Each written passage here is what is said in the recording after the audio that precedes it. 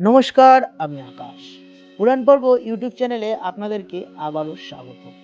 আচ্ছা বন্ধুরা, আমি যদি আপনাদেরকে বলি আজকের এই সুন্দর পৃথিবী, এই রহস্যময় পৃথিবী, যেখানে প্রযুক্তিতে ভরা, টেকনোলজিতে ভরা, এত উন্নত পৃথিবী, যেখানে চাঁদে স্পেস পাঠানো হচ্ছে, মঙ্গলে স্পেস পাঠানো হচ্ছে, বিভিন্ন সৌরযান তৈরি হচ্ছে, বিভিন্ন রকেট লঞ্চ হচ্ছে। এই উন্নত পৃথিবী কয়েকশো বা কয়েক হাজার কোটি বছর আগে কিছুই ছিল না। এই পৃথিবীতে ছিল না কোনো প্রাণের উদ্ভব, ছিল একটা জ্বলন্ত গ্যাসীয় পিণ্ড বা অগ্নিগোলা। তাহলে কি আপনারা মানবেন? মানতে আপনাদেরকে অবশ্যই হবে, কারণ চলুন আজকে ফিরে যাই সেই 460 কোটি বছর আগে, যখন পৃথিবীতে ছিল না কিছুই, ছিল পৃথিবী একটি জ্বলন্ত অগ্নিপিণ্ড ও গ্যাসের সমাগম। তাহলে ধীরে ধীরে কিভাবে এই পৃথিবী আজকের এই উন্নত পৃথিবীতে এসে পৌঁছালো, সেই সমস্ত কিছু নিয়েই আলোচনা করব আজকের এই ভিডিওতে। চলুন তাহলে বেশি দেরি না করে আজকের এই ভিডিওটি শুরু করি। একসময় এই পৃথিবী ছিল এক অগ্নিগর্ভ গ্রহ।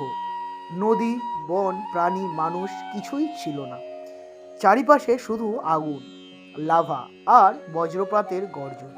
কিন্তু এই মৃত গ্রহে একদিন জন্ম নেয় জীবনের প্রথম কণা। কিভাবে সম্ভব হলো এই অলৌকিক পরিবর্তন? কিভাবে এককোষী জীব থেকে জন্ম নিল আজকের এই উন্নত প্রজন্মের মানুষ? আজ আমরা জানব সেই জীবনের আশ্চর্য কাহিনী এবং বিবর্তনের রহস্য। প্রায় 460 কোটি বছর আগে সূর্যের চারপাশে ঘুরতে থাকা ধুলো আর গ্যাস একসঙ্গে জমে তৈরি হলো পৃথিবী। এবং এই পৃথিবী সৃষ্টি হওয়ার আগে ঘটেছিল এক বিশাল বড় বিস্ফোরণ, যে বিস্ফোরণের নাম হলো বিগ ব্যাং। এবং এই বিস্ফোরণের ফলে অনেক ধূলিকণা ও গ্যাসের সমাগম হয়, এবং সেই ধূলিকণা ও গ্যাস সূর্যের চারিপাশে ক্রমাগত ঘুরতে থাকে। বহু বছর ধরে এই গ্যাস ও ধূলিকণা ঘুরে ঘুরে একটা জায়গায় এসে জমাট হয় এবং সৃষ্টি হয় একটি জ্বলন্ত আগ্নেয়গিরি বা একটি জ্বলন্ত অগ্নিপিণ্ড। বহু কোটি বছর ধরে এই জ্বলন্ত অগ্নিপিণ্ড ধীরে ধীরে ধীরে ধীরে ঠান্ডা হতে হতে তৈরি হয় আজকের এই পৃথিবী। বাতাসে ছিল methane, ammonia, hydrogen, carbon dioxide. এখানে জীবন থাকা সম্ভব ছিল না, কিন্তু প্রকৃতি ধৈর্য ধরেছিল।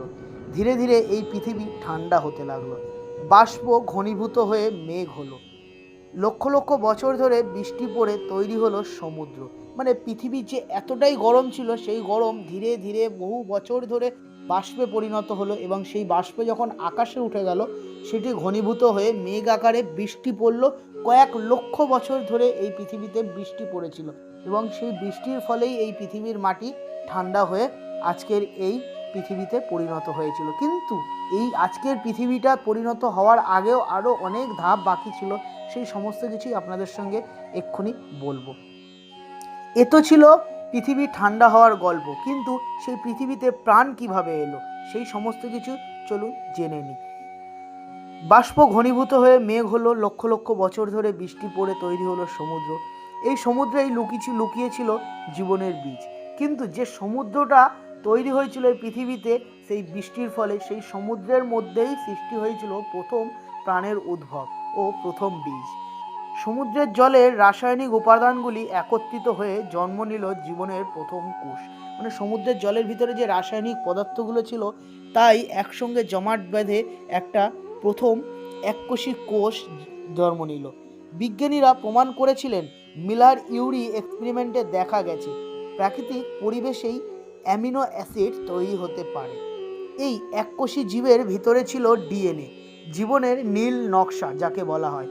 প্রথম ব্যাকটেরিয়ার জন্ম নিল এবং সে অক্সিজেন ছাড়তে শুরু করলো। এইভাবেই পৃথিবীতে অক্সিজেনের উদ্ভব হলো। এই অক্সিজেন আকাশে ওজোন স্তর তৈরি করলো, যা সূর্যের ক্ষতিকর রশ্মি থেকে পৃথিবীকে বাঁচালো। মানে এই যে অক্সিজেন এই পৃথিবীতে একটা স্তর তৈরি করে দিল, যে ওজোন স্তর। সূর্যের যে ক্ষতিকর রশ্মি ছিল, সেই রশ্মিটাকে পৃথিবীতে আসতে বাধা দিত সেই ওজোন স্তর। এইভাবে সূর্যের ক্ষতিকর রশ্মি থেকে পৃথিবী বাঁচল। এই ঘটনাকে বিজ্ঞানীরা বলেন গ্রেট অক্সিজেনেশন ইভেন্ট। এইভাবেই জীবন শক্তিশালী হলো এবং বহুকোষী প্রাণী ধীরে ধীরে জন্ম নিল এই সমুদ্রের গহ্বরে। সময় গড়াতে গড়াতে কিছু মাছ স্থলে উঠে এলো এবং প্রথম উভচর প্রাণী জন্ম নিল। এরপর জন্ম নিল সরীসৃপ, তারপর এই পৃথিবীতে এলো নতুন শাসক, যারা হলো ডাইনোসর। প্রায় 165 মিলিয়ন বছর ধরে ডাইনোসর পৃথিবী শাসন করেছিল। তাদের পায়ের শব্দে কাঁপত বন জঙ্গল, তাদের ছাওয়ায় ঢেকে যেত সূর্য। কিন্তু তাদের রাজত্ব খুব বেশি দিন চলেনি। 65 মিলিয়ন বছর আগে আকাশ থেকে নেমে এলো বিশাল উল্কাপিণ্ড, এবং এই উল্কাপিণ্ডই এক নিমিষে ধ্বংস করে দিল ডাইনোসরদের প্রজাতি ও ডাইনোসরদের জীবন। ডাইনোসর ধীরে ধীরে বিলুপ্ত হলো। অথচ এই ধ্বংসই কি পৃথিবীর শেষ ছিল? না, এই ধ্বংসের ফলেই জন্ম নিল নতুন প্রাণীদের আশা। ছোট স্তন্যপায়ী প্রাণী পৃথিবীতে ছড়িয়ে পড়ল। ডিএনএর ক্ষুদ্র পরিবর্তনের মাধ্যমে জন্ম নিল বানর, এবং এরপরে আধুনিক মানুষ, যা হোমো স্যাপিয়েন্স। মানুষ প্রথমে ছিল বানরের মতো, ধীরে ধীরে সে শিখল সোজা হয়ে হাঁটতে, আগুন ব্যবহার করতে, ভাষা বলতে, প্রাকৃতিক পরিবেশের সঙ্গে খাপ খাইয়ে নিতে শিখল, যাকে বিজ্ঞান বলে ন্যাচারাল সিলেকশন, যা ছিল চার্লস ডারউইনের মূল তত্ত্ব। প্রধান গ্রাম, প্রথম সভ্যতা, প্রথম শিল্প, সবই সেই প্রাথমিক বুদ্ধি থেকেই জন্ম নিল। আজ আমরা জানি আমাদের প্রতিটি কোষে লুকিয়ে আছে সেই এককোষী জীবের ইতিহাস। জীবন শুধু প্রাকৃতিক বিবর্তনের ফল, কিন্তু কতটা আশ্চর্যজনক। বিজ্ঞানীরা আজও প্রশ্ন করছেন, জীবনের গল্প কি কেবল এই সুন্দর পৃথিবীতে? মঙ্গল, ইউরোপা, টাইটানে সমুদ্রের চিহ্ন পাওয়া গেছে। হয়তো মহাবিশ্বের আরও কোথাও এই কাহিনী চলছে। প্রতিটি নতুন আবিষ্কার আমাদের শেখায় আমরা এই বিশাল মহাজাগতিক কাহিনীর অংশ। একটি অতি ক্ষুদ্র কোষ থেকে আজকের মানুষ। এটি কোনো জাদু নয়, এটি প্রকৃতির সবচেয়ে সুন্দর গল্প। প্রতিটি প্রাণী, প্রতিটি মানুষ এই মহাজাগতিক কাহিনীর অংশ। যদি এই গল্প বা এই কাহিনী বা এই ঘটনা আপনাদের মুগ্ধ করে, তাহলে ভিডিওটিতে লাইক করবেন এবং বেশি বেশি করে শেয়ার করুন আপনার আত্মীয় পরিজনদের কাছে, যাতে তারাও জানতে পারে আজকের এই সুন্দর পৃথিবীর অতীত কী ছিল। এই অতীত জানলে সবাই মুগ্ধ হয়ে যাবে, কারণ আজকের এই সুন্দর পৃথিবী, যেখানে মানুষ এত আশা, এত ভরসা নিয়ে বসবাস করছে, সেই পৃথিবীর অতীত মানুষকে জানা খুবই দরকার। পৃথিবী একদিনে সৃষ্টি হয়নি, পৃথিবী দুদিনে সৃষ্টি হয়নি। এই পৃথিবীটাকে সৃষ্টি হতে কয়েক হাজার কোটি বছর লেগেছিল এই পৃথিবীকে এই সুন্দর পৃথিবী রূপে রূপান্তরিত হতে। তাহলে ভিডিওটি ভালো লাগলে লাইক করবেন, শেয়ার করবেন, আর আপনাদের মতামত কমেন্ট সেকশনে অবশ্যই জানাবেন।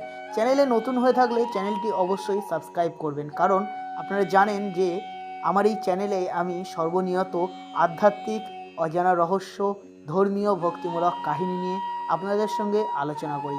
আজকের ভিডিওটা এই পর্যন্ত। আগামী ভিডিওয়ে আপনাদের সঙ্গে আলোচনা করব মানুষের বিবর্তনের ইতিহাস। কিভাবে মানুষ সেই বানর প্রজাতি থেকে আজকের এই উন্নত মানব প্রজাতিতে রূপান্তরিত হলো, সেই সমস্ত কিছুই আলোচনা করব। কিভাবে ধীরে ধীরে মানুষের বিবর্তন হলো, তাদের কিভাবে তারা সভ্যতা পালন করত, জীবনযাপন করত, তারা কিভাবে শিকার করত, সেই সমস্ত কিছুই থাকবে। কিভাবে তারা আগুনের ব্যবহার শিখলো, কথা বলা শিখলো, সেই সমস্ত কিছুই থাকবে সামনের আগামী ভিডিওতে। তাহলে আগামী ভিডিওর জন্য অপেক্ষা করবেন, আর আজকের ভিডিওটিকে বেশি বেশি করে শেয়ার করুন, লাইক করুন, আর চ্যানেলের পাশে থাকুন। তাহলে আজকের মতো এই পর্যন্ত, দেখা হবে আগামী ভিডিওতে মানুষের বিবর্তনের ইতিহাস নিয়ে। ততক্ষণের জন্য ভালো থাকবেন, সুস্থ থাকবেন এবং সদা সর্বদা আমার এই চ্যানেলের সঙ্গে যুক্ত থাকবেন। ধন্যবাদ।